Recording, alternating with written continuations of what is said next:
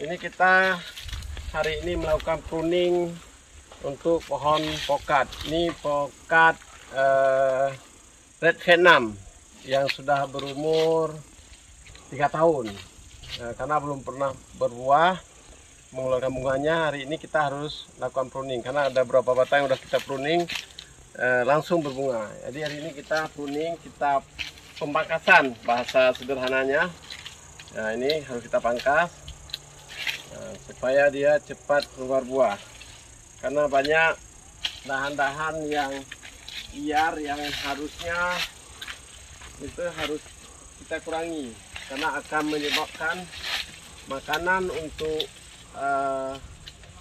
distribusi ke batangnya, ke pucuknya itu berkurang.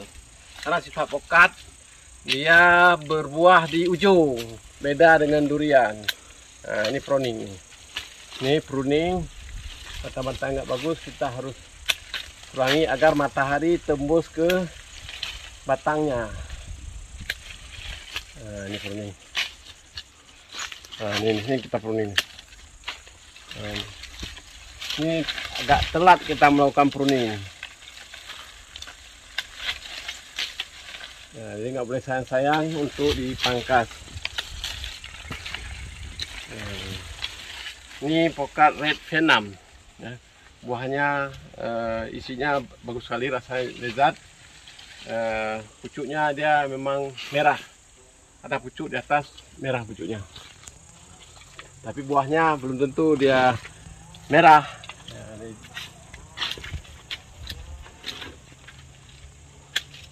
Sekarang kita harus di samping mangkas dan kecil, kita harus manjat untuk memotong batang yang sudah agak tinggi.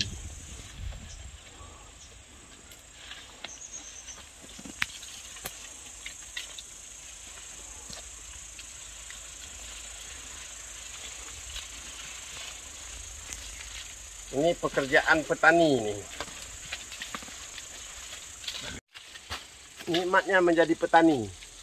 Kita bisa manjat, bisa lompat, sekali juga ada sensasi ketika jatuh di pohon.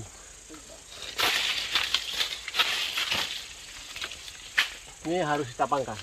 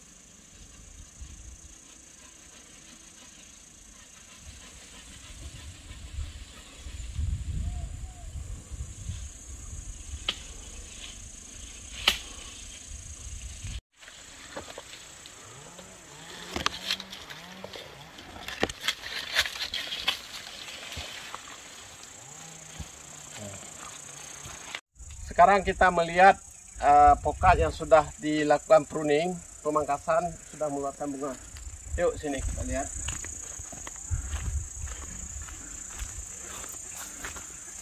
Ini juga pokat masih umurnya 1,5 tahun. Nah, ini pokat yang sudah di pruning nih. Bunganya lebat sekali. Ini pokat mentega. Selalu dia berbuah lebat, setahun ini bisa 2 kali. Kadang-kadang ada yang besar dan kecil, bertingkat 3 tingkat ya. Ini pokat mentega. Ini maka perlu dilakukan pruning. Ini juga pokat nih, ini umurnya 5 bulan. Kalau ke batang. Itu yang penting. Yuk malam.